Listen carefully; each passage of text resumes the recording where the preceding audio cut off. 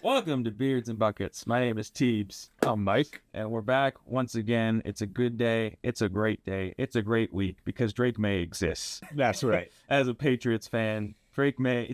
Have you been seeing the comments on his wife's accounts? They are hilarious. No, make sure you tuck our husband into bed.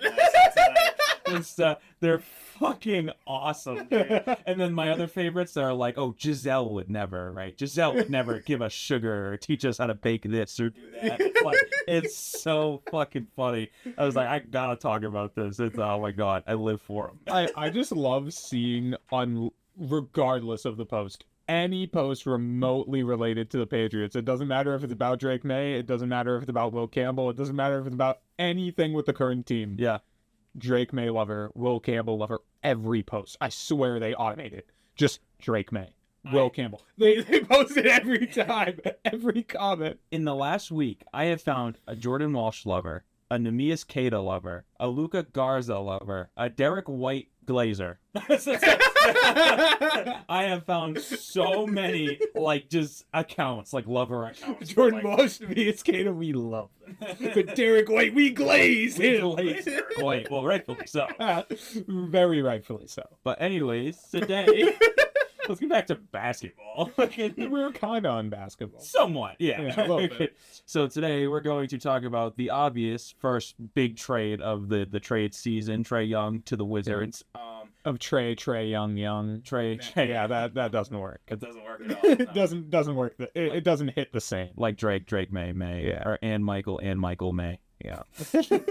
Oh, you forgot the extra May. Yeah, you're right. Oh, damn it. John Morant, supposedly, there's some rumblings about him going to the Miami Heat, which I think we've talked about before. Jaylen Brown's been cooking, kind of got snubbed of Player of the Month, but we'll get into that. The Thunder don't look like the Thunder. That's another thing we'll be talking about. It's interesting. Joel Embiid's been kind of, not too bad this year. He's kind of been better than what we've been expecting. To kind of circle back to the Thunder, SGA's Chasing History as well, so we'll kind of wrap up with that too. But to start off, Trae Young goes to the Wizards. He gets traded for CJ McCollum, Corey Kispert, with no draft picks involved, which is nuts. It is. It really is. I mean, for Atlanta, they kind of just made the straight decision of, okay, at this point, Trae Young isn't our guy. Yeah. Which, fair. They have a lot of good young pieces outside of Trae Young. If he's the guy that you're like, all right, we're going to move on from him, go ahead and do it. Yep. To get, next to nothing for is a different question. But apparently they really like Corey Kispert. Corey Kispert's good. Yeah, he's solid. He's also fairly young. I want to say, how long has he been in the league now? 3 years? Yeah, he hasn't been in the league crazy long, and it's he's been pretty efficient. Yeah. I don't think he's been in the league much longer. I could be wrong. Yeah. He feels relatively young. I don't know how many years he was in school. Mm-hmm. But... And then CJ McCollum, he's a good veteran guard. He's not going to hurt any team he's on. CJ McCollum still hoops, man. Yeah. He still does. In his older age, he's still looking a little bit like that Portland CJ. So sometimes. So. It's he's not this near all-star level talent anymore. But, he still could give you 20 any given night. Yep. It's you have to game plan for him, watch out for him. And he's a veteran that I think can be a really good, culture changer for the Hawks, while also being effective but not so ball-centric that he's taken away from them. I know the Hawks have struggled from three a lot more this year from what I've been seeing, so I think he'll give them that little bit of a spark from the three-point line that they desperately need in their offense. So, because I know Dyson Daniels was quite the three-point shooter last year. I know he's fallen off a little bit shooting-wise. He's still a great defender and playmaker and everything, but so who knows? The Hawks, I think the Hawks have statistically played better without Trae Young this year. So he's finally out of the picture. We'll see what happens with them. As for the Wizards have won 5 out of their last 7 last I checked without Trae Young. Okay. So now they kind of make some moves. I think CJ McCollum might have had something to do with that, but it's now they kind of switch things around. Right. They currently sit at 10 wins, 10 and 28, we weren't expecting him to be anything great. Yeah. Trae Young's still dealing with an injury, so it's going to be a little bit before he gets back. But when he does get back, I mean, fuck it, we ball. You know what I mean? It doesn't matter how they finish. Like, my one thing with the Wizards is like, yeah, that makes them better. Yeah. But like, what's your goal? Yeah. What is your goal there? I mean, I've tried to look at it like, yeah, Trae Young. Okay, now you have a guy, like a clear guy on that team, right? Trae Young can be the guy, as we've seen, and then you surround him with young talent like Bilal Coulibaly, Alex Sarr starting to come into his own. Sean George has been pretty good. Like, I do like the potential of Trae Young and Alex Sarr together. And I think even if Trae Young isn't in the Wizards long term, it gives you the chance to see how does Alex Sarr play alongside an all-star level guard. That's right. Is that kind of how we want to build the basis of our team if we think Sarr can be that guy? Because they did use a high pick on him. Oh, yeah. And so it's like, if you think he's the future, how is he going to play alongside an all-star guard? And Trae Young's still young enough that you can maybe align it. Like, if it works really well once Trae gets to the Wizards, which I think it'll be fine. I don't know, like, what the peak of it's going to be. Yeah. But, like, I think it'll be fine. But if it ends up being great, and hopefully for them it does, it's going to get a little interesting because Trae Young is automatic contract that's expiring, and he's going to have a player option next year. Yeah. I don't see him leaving, but there's the possibility that he does. You know what I mean? Because I mean, he wanted to go there, so like you don't know what's going to happen, but that's something to think about. That is true. He did say he wanted to go there, but I wonder how much of him saying he wanted to go there was just, oh, they want me, I'm going to say I want to go there so we can get this done. Yeah, right. Like, so I can get out of Atlanta because they've had it with me, I've had it with them. Where if he had other teams on his list, they were probably going to field more offers. It was going to take more time for him to get out. That's right. So who knows? But, I mean, I could see a world in where he stays with the Wizards, but it's just, to me, it feels kind of like a repeat of when they had Bradley Beal and no one else. Yeah. They do have a lot of, like, young, no pun intended, they have a lot of young, potentially very good players. Yes. We'll have to see. We'll have to see how it works out. I know if their pick next year falls into the top 8, they get to keep it. So hopefully, I think the Wizards got screwed last year with the lottery. I mean, they should have got the first overall pick, 100%. Like, like Cooper Flag should be a Wizard, like 100%. But you know, and some people say that draft lottery was rigged. I don't necessarily believe it was rigged, but I can see the theory. Yeah, it lines up. Yeah, it definitely lines up. What I would say to that, though, is if it was rigged, Zion Williamson would be a New York Knick. Yeah. In another life, Zion is a New York Knick. Hopefully that's this life, and they trade him sometime. Yeah. Yeah. And like, the Knicks are my second favorite team, man. Zion and that Knicks, he would just feed families, particularly New York families, but it would feed them. Yeah.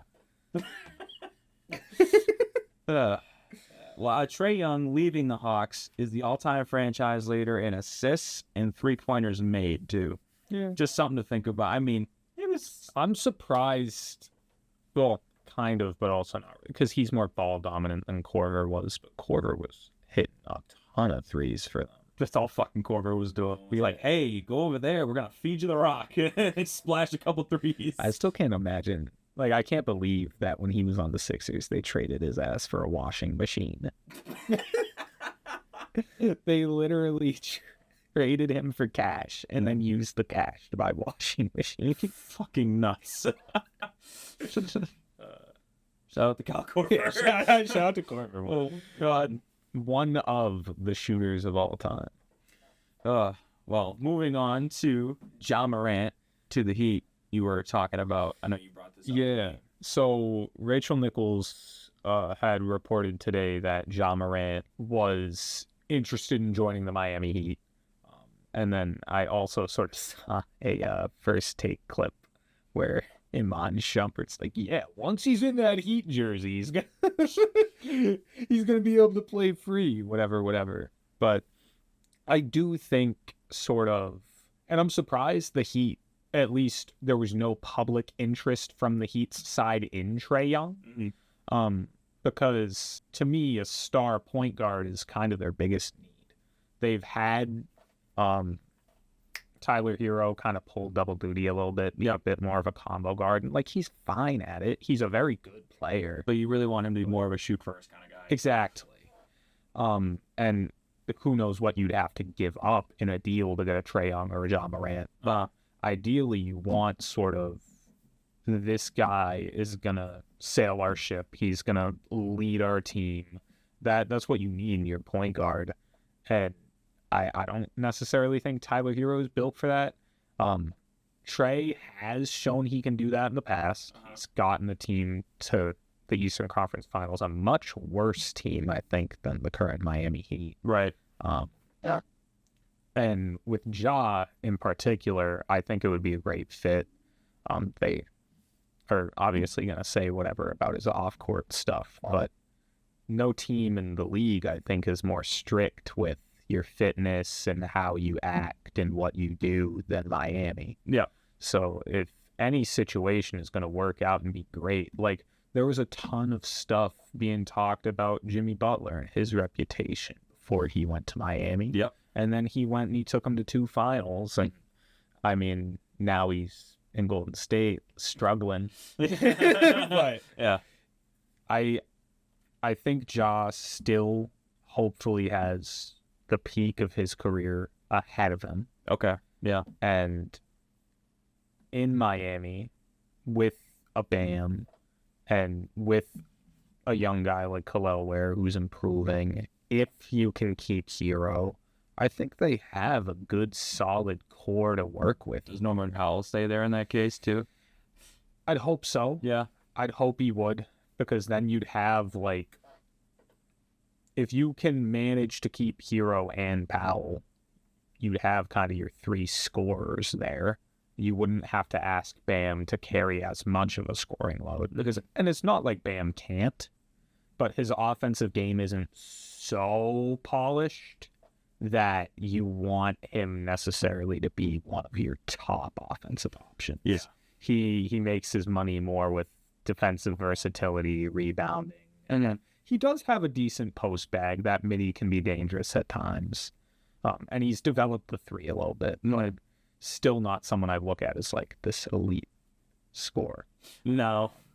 I think it just kind of worked out that way. Honestly. Yeah. But if you could have Ja, Norman, and maybe Tyler Hero be sort of your first 3, and then you can kind of have Bam and Khalil as that defensive backbone. I think you have a really solid and young enough team that they could develop together. I mean, Norman's going to age out at some point, but okay, you go from being the second option, sometimes the first option on offense, to being the third option, sometimes the second option. Big deal, right? Yeah, like you shift in the rotation a little bit, but you're still going to be a solid core. Jaime, like, he's solid, but if you can get rid of him and then dump some other salary to get Ja, I think it's worth it. Absolutely. I don't know who would be involved in a trade like that, though. I mean, I feel like it would have to be Hero, low-key. I feel like, just looking at it from Memphis' point of view, it might. I'm going to kind of see what contracts the Heat have. Yeah. First off, I'm going to look at Ja Morant's contract. So Ja's making $39.4. Miami Heat payroll. Terry Rozier is making 26. He's making more than that, I promise you. But so, I mean, if the Grizzlies really just wanted to get rid of him, yeah, you could give them like Jaime, you could give them Davion Mitchell, and then you could throw in Terry to make the money work. Maybe a couple of picks, and that works cash-wise. Yeah. Whether or not the Grizzlies would have any interest in doing that is a different story. I do think, though, they'd kind of be interested in Davion Mitchell. I would be if I was the Grizzlies. They have a defensive identity. I could see him and Jaren Jackson kind of holding it down in that respect. Yeah. I mean, they obviously lose a lot of offense that way. Yeah. You also have Andrew Wiggins making $28 million. Could see him being moved again. Yeah. Man, he's been passed around. Unfortunately. It was like, I remember like early in Andrew Wiggins' career, people were looking at him, myself included. Like, I remember, I think it was his sophomore year when he first made that step up to 20 points a game and he was getting the Kobe comparisons. Yeah. And there was that game where they played the Lakers and he hit a fadeaway over Kobe. And then like Kobe sort of gave him the tap and he's like, I learned that from you. And everyone's like, this is it. Oh, our dreams are coming true. Andrew Wiggins is going to be the next Kobe Bryant. Yeah, and it's like, he was never that. You don't say. But he was a very pivotal part of a championship team with Golden State. And no one can take that away from him. He had Tatum and Brown begging for dear life at points. That's true. Unfortunately for us. We don't watch that. But yeah, he's a very solid player. It stinks that he hasn't really found a team that he can stay with consistently. Yeah. Moving on to Jaylen Brown has been on fucking fire, dude. Yes. I sat up to watch his 50-point performance against the Clippers, and the Clippers were on a 6-game win streak at the time. And he finished shooting 18 of 26, I believe. Yeah, 18 of 26. He joins elite company. Tatum's had 5 50-point performances.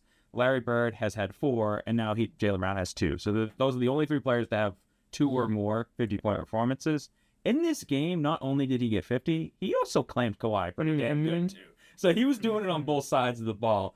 And this comes right after he had a string of like 30-plus point performances where, because he did get snubbed for Player of the Month. I mean, obviously I'm a little biased as a fan, but like I could totally see where he did get snubbed. I mean, what are the Celtics right now? The 2nd seed in the Eastern Conference? For a minute, I think we were the 2nd seed. Maybe we're back to the 3rd, Okay. 2nd or 3rd. Let me check. Because it was about a week ago that I heard that, so the standings have probably changed. Yep. NBA standings. Yeah, the 3rd. 1 game behind the Knicks. Right. It's very possible that you never know, could win the conference. Yeah. It's within reach. The fact that is even something that's a possibility. Yeah. Is absurd. If they do, and Joe Mazzulla does not win Coach of the Year, I'm gonna flip my fucking lid. Dude, like, they were not supposed to be this good this year. They weren't. Yeah. They were not. Absolutely nuts. What I will say is Jaylen Brown has massively proved me wrong so far this season. I was not expecting him to be a reliable number 1. I wasn't either. I fully expected that, and you still see it a little bit from time to time with his dribbling. Mm-hmm. I was fully expecting him to be exposed in that regard when he would have to handle the ball more and it would lead to more turnovers for him. Yeah. But he's held it down. He's been a really, really solid number 1 option amongst the best players in the league. And he's doing a great, great job filling in for Tatum as the number 1 option. And I think to sort of expand upon that, Derek White's doing a real good job of filling in as kind of a number 2 option. Yeah, 100%. Like a lot of these games, you'll look at Jaylen Brown and it's like, yeah, he's got like 32, 33. And then you'll look at Derek White and it's 27 for Derek White. Yeah, he's right behind him. Okay. Yeah. It's like, all right, I knew he could score, but the fact that both of them are consistently upping their level of play. Shout out Derek White Glazer. Yeah, shout out to Derek White Glazer. It's going to be Jaylen Brown Glazer next. There's definitely one. I guarantee we can find one. Yeah, we can find a Jaylen Brown Glazer. Yeah. All my Jaylen Brown Glazers in the comments. What's up? Yeah, we'll find one. But it just makes you even more excited for the Celtics when Tatum returns. Yep. Because they've been able to tread water and do more than just tread water. They've been kind of sailing through this. Mm-hmm. They've found really solid pieces that no one kind of expected. with like Tata just stepping in and being a damn good starting center, which like no one saw coming. Jordan Wallace developed the rest of his game. Jordan Walsh, he's been one of the better defenders on our team, and he's also like worked on that corner three enough to make it a real threat. He's athletic, attacks the rim with aggression, which you always like to see.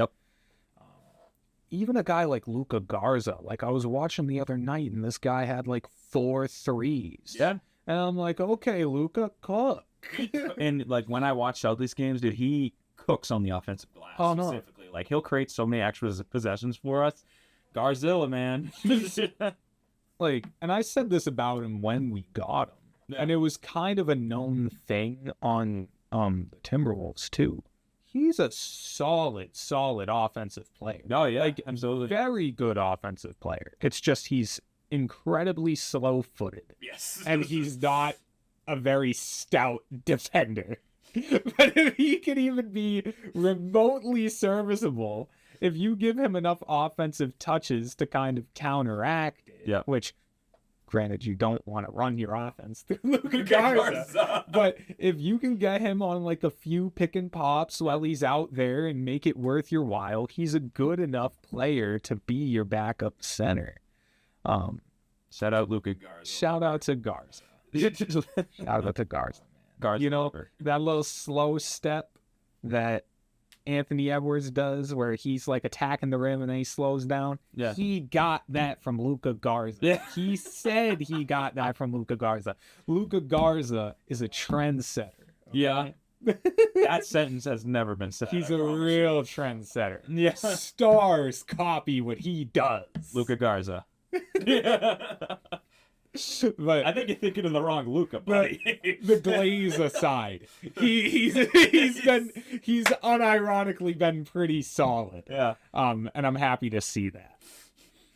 And Pritchard, of course, is doing his thing as always. Simons too. The whole team. You have a lot of unexpectedly good players. Like Simons, we obviously expected to score, but I don't think we expected him to do it with kind of the consistency. Come off the bench and get like 6 fucking threes sometimes. You'll be like, holy fuck, dude. I still remember that one game against the Magic where he had like 9 threes in the first half. And I think he had like 24 or 27 in the first half against the Orlando Magic, that one game. Like that. And mind you, this is like months back. I remember watching that. I was watching it, so I'm playing Baldur's Gate on my on my PlayStation, and then I have my laptop with the game on, and they're like, Anthony Simons can't miss. I'm just like, oh wow, he's really cooking. And then I'm like, the game can wait a few. Whenever that happens, you like casually watching a game, and then like somebody's just going off. You're like, I don't fucking watch the rest of this. It's like I can't miss the rest of this because something special's happening. It's like when you've seen the memes where like, I'm just gonna put something on in the background while I clean, and then they're just standing there with the broom watching it. Like that's literally like, that's me with the NBA. Like I just put it in the background, and then they'll be like, now Nikola Jokic has 50, and then I'll just fucking put down whatever I'm doing and fucking watch it. But yeah, shout out to Jaylen Brown. Shout out to the Celtics. Like I said, if the Celtics win the conference, without Tatum, if we can somehow get a top 3 seed, without Jason Tatum, and he is back for playoff time early enough, we're gold. We're golden. Not necessarily saying we're gonna win the championship, but I wouldn't be surprised if we put ourselves in that position to make it there. Oh yeah, same here. But yeah, I mean, the Thunder will do Thunder things. So. Well, that's a good segue into the next topic here. The Thunder will do Thunder things. The Thunder have not been doing things as of recently. So the Thunder, just a couple key games. They lost to the Phoenix Suns. Devin Booker had an insane game-winning 3, like step back, like cold, like fucking crazy, right? And then they got blown out by the Charlotte Hornets, which is probably the surprise game of the season. Yeah. They lost 124-97 on the road. This is the first time the Thunder this year have failed to score 100 points, and it's their first time losing back-to-back games too. They did start 24-1, and then after that they went 6-6. So Yeah. I guess like no team is invincible. We know that. I think especially being defending champs, it's starting to wear in a little bit. It looks like. I don't think it's gonna last the struggles, but The All-Star break will do them good. yeah, absolutely. The one thing I'll say about the Hornets loss is, like, obviously, like Con, Brandon Miller, LaMelo, they had good games against them. A lot of the time, when you're a top team in the league and you see a bottom team in the league, you're like, all right, boys, automatic win tonight. What are we doing for dinner? What club are we going to after this game? Like, what's the nightlife looking like in Charlotte? And you lose track of the fact that these guys are pros. And I think this is kind of like the perfect example of that, because the Hornets have no business beating a team as good as the Oklahoma City Thunder. Not at all. Granted, they have enough talented guys that they can, but I think it's just a perfect example of playing down to your competition and not taking them seriously enough. And then obviously the Hornets did the opposite. Yes. And they came into that game to win. And, I mean, LaMelo obviously had been hearing the stuff about him. Like, because he's been kind of getting a bad reputation within the Hornets. So, are we going to trade him? Is he really what we want? Should we be looking to move on from him? Yeah. Since Con was playing so well and LaMelo's kind of on and off the court. But 3 of them came together that game. Made it happen. Yeah, I mean, obviously took it to heart. People didn't think they could beat the Thunder. It's funny. I was on FanDuel that day, making the parlay for the day, like I typically do when it comes to the NBA. The midday lay. The midday lay, yeah, right? So I get to that game. The spread for the Hornets was plus 15. And I'm like, I don't trust the Charlotte Hornets to cover that. The Thunder are going to spank them, right? So then I was like, maybe I'll do something else. And I was like, you know what? Why don't I just take the Thunder to win? It's obvious. It's a cakewalk. It's easy. Like, that's the most obvious fucking choice. So I fucking take that. I check on this game later. I was like, I should just delete the apps, bro. Like, what the fuck? I was like, there's no shot. I was like, Vegas made the call on this one, bro. I swear. Like, what the fuck? Right. What the fuck is this game? They were down like 25 when I checked. I was like, what? And I'm like, oh, there had to have been injuries that I didn't know about or something, right? So I fucking look. Oh, fully healthy Thunder getting clapped by the Hornets. I was like, that's awesome. It's like fucking. Oh. When the Hornets are playing well, they're fun, man. They are, yeah. And their announcer makes it twice as fun. Yeah. Oh my goodness! I didn't realize he could do that.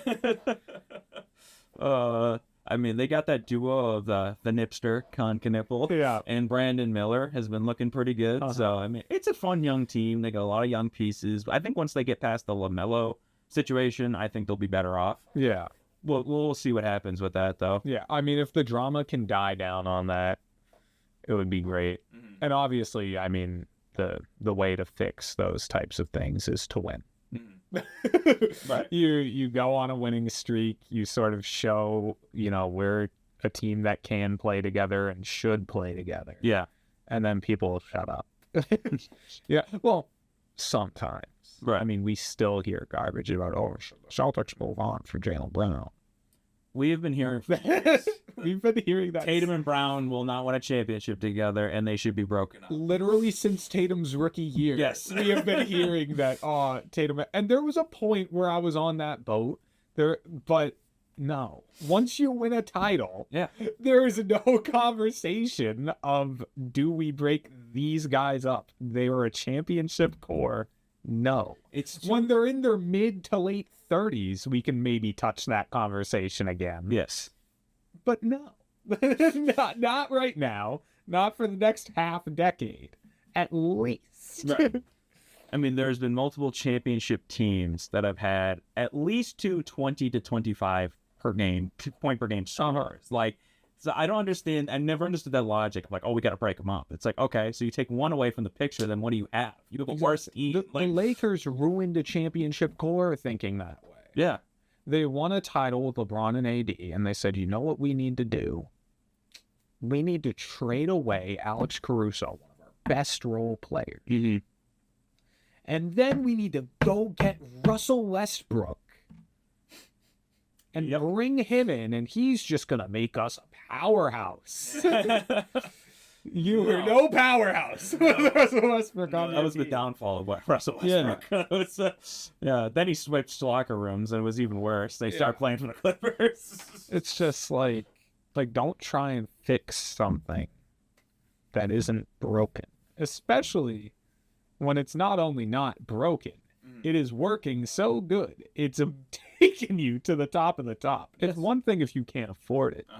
Like the Nuggets, they ended up having to let go Bruce Brown after they won because people were trying to give Bruce Brown that bread. It's like, okay, Bruce, we can't pay you, man. Congrats. Go enjoy. Like, we sort of did that with Luke Cornett. Fuck, dude, I miss Luke Cornett. And, like, obviously, Porzingis and Drew, you had to let them go because of the money. Yep. Yeah, I bet you Al Horford's kicking himself, though. Yes, he is. He probably hopes he was still with the Seas. I wish he was, too, honestly. I do, too. Even when he played 5 minutes a game. You know, then we wouldn't get some, like, Garzilla. And then it would be like, all right. I'd still like Al, though. Don't get me wrong. Yeah. But moving on to one of your favorite players. Yeah, my favorite player in the league, yeah. The process. Yeah, love that guy. Yeah. Joel Embiid. Is Joel Embiid back? No, I don't think so, but some people think so. He has played 20 games this year. It's a little under half. I know he's dealt. Shocker, right? Shocker, right? He's dealt with some injury issues. Yeah. But in those games, he's been very efficient. I think he had like 8 straight 20-point games. He's averaging 23 points per game, 7 rebounds a game. He's getting a block a game, shooting 47%. Pretty good statistics there. He's shooting 22% from 3, which is the worst of his entire career. Yeah. So that part of his game has been taken away a little bit. Almost like his knees are completely sapped of any power. His knees are like, bro, what the fuck are you doing? When Patrick uses Squidward's toilet and the toilet comes out of the room, like, Lord have mercy! That is Joel Embiid's knees. They're done. Yeah, I wouldn't be shocked if that's just him not getting enough lift on his threes. Well, so the other part of this is the Sixers have been playing pretty well when fully healthy. They are 5th in the East, 22-16. Maxi's been on another level. Maxi looks fantastic. VJ's coming into his own a little bit. Paul George came back. He doesn't look too bad. Yeah. Once Oubre gets healthy, and then there's someone else hurt. Trendon Watford's hurt too. He's been pretty good for them. Once that team's fully healthy, I wouldn't count them out, not necessarily winning the conference, but like some upsets. I mean, don't get me wrong. They're a good team. I'm happy that their core is starting to not have to revolve around Joel Embiid. Because it shouldn't. It shouldn't. Yeah. He's just damaged goods at this point. Yeah. Even when he's out there playing well, you can only get excited to a certain extent. It's the same with Anthony Davis. It's like you go out there, you see them play great basketball. You're like, wow, I wish we could have this every day. Well, sorry to break it to you. You can't have it every day. Yes. You can barely have it any day. It's like if you go to your grandma's house once a month and she gives you that strawberry candy that tastes heavenly. That's the only time you're getting that candy. Okay. Yeah. What an analogy. What an analogy. But basically, I'm happy they don't have to rely fully on Joel Embiid. I still think if they want to seriously be a contender, they need Embiid out there. Yes. And I have no faith it's going to happen. I don't either. That's the problem. I can't trust that he is going to be out there in the playoffs. Yeah. Even if he is, he's not going to last. There's no shot. The fact that I trust Paul George to be out there more than I trust Joel Embiid to be out there is sad. It's genuinely sad. So sad.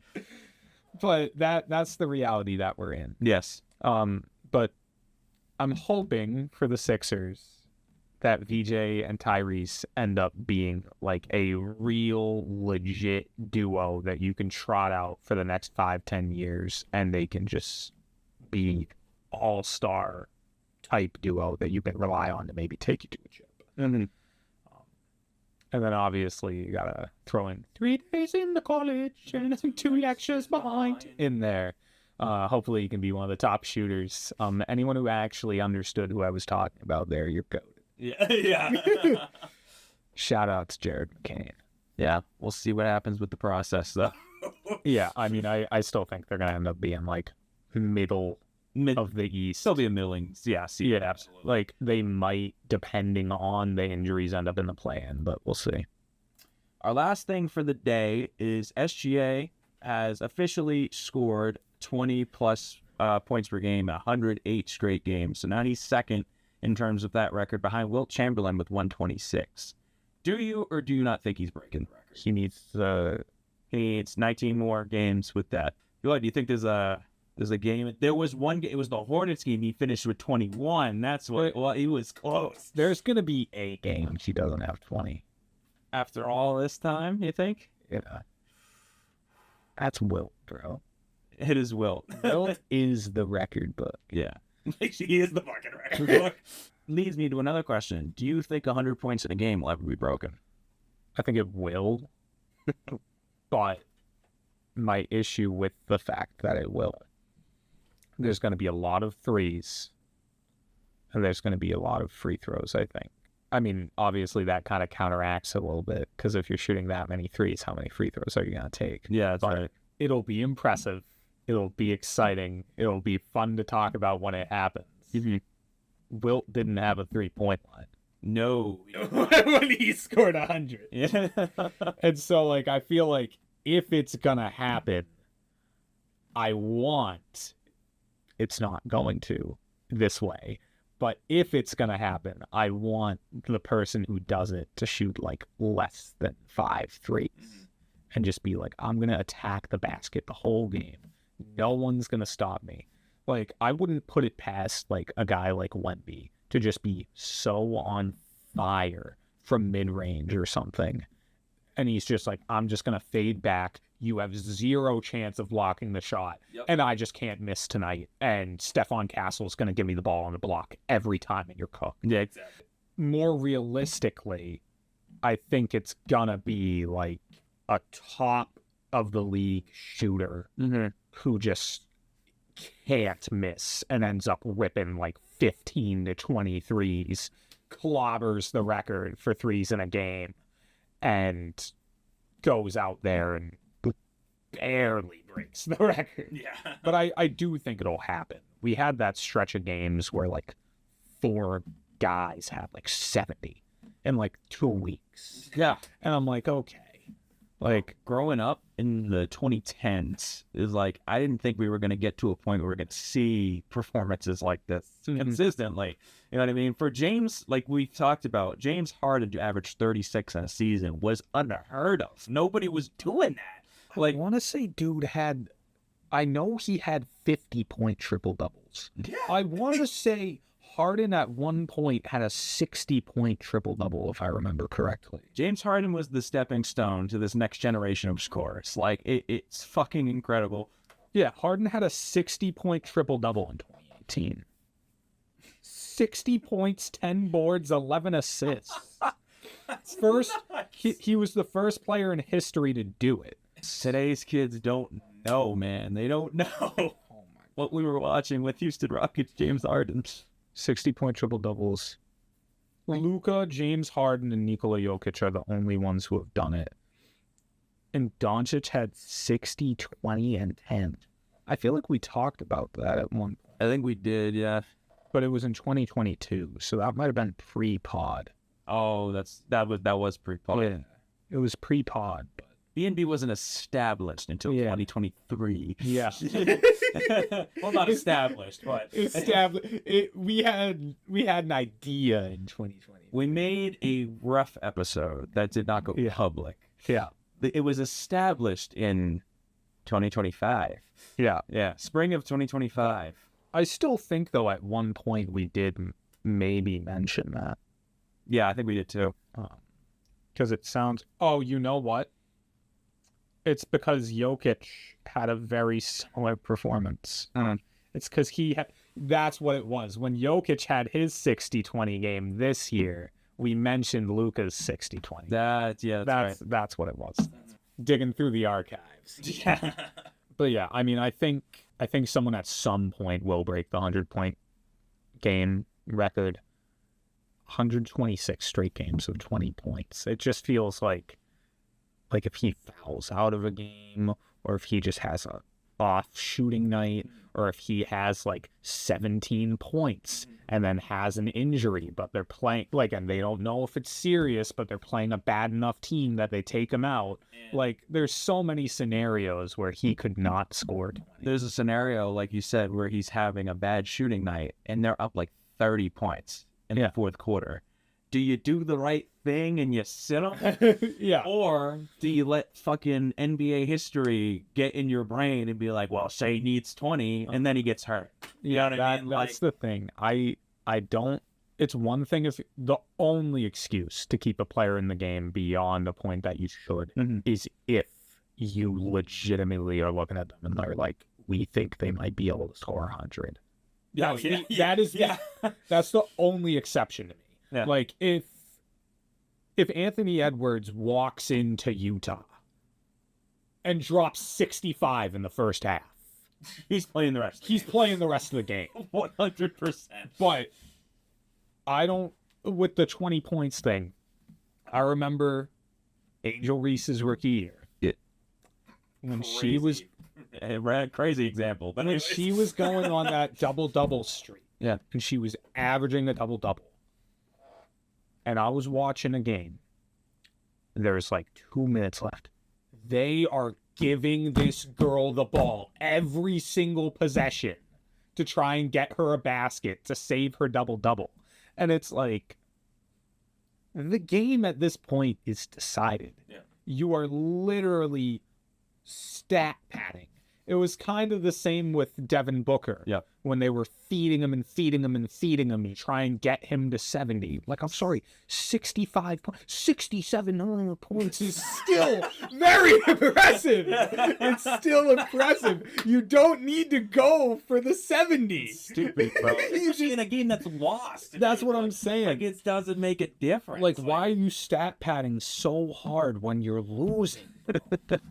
So, like, I personally don't think if there's a scenario where, like, you're up 30, Shai has 16 points, and you know you're beating the team, I don't think you should put him in for the sake of giving him 20. Yeah. It's like LeBron's double-digit streak. Yeah. I mean, he played, but he gave that up himself. Yeah, he gave that up himself because he made the right play. Exactly. I understand people are like, oh, he could have driven to the basket and he might have scored. Okay, he might have. But he saw an open shot and he said, here you go. Exactly. He made the right basketball play. That's what LeBron does. We're about ethical basketball. Yeah. Unless you're going to score 100. Like, exactly. Be as unethical as you want if you're going to break Wilt's 100-point record. But otherwise, I want by the book. Well, on that note, make sure you guys give us a 5-star rating, comment what you think of the episode, like and subscribe on YouTube, like and follow TikTok, Instagram, the whole shebang. Yeah, I mean, other than that, we appreciate the support and hope you have a beardtastic rest of your day. Yeah. Yeah, that told you that was sticking. Yeah, beardtastic. Yeah. See you guys later. Peace.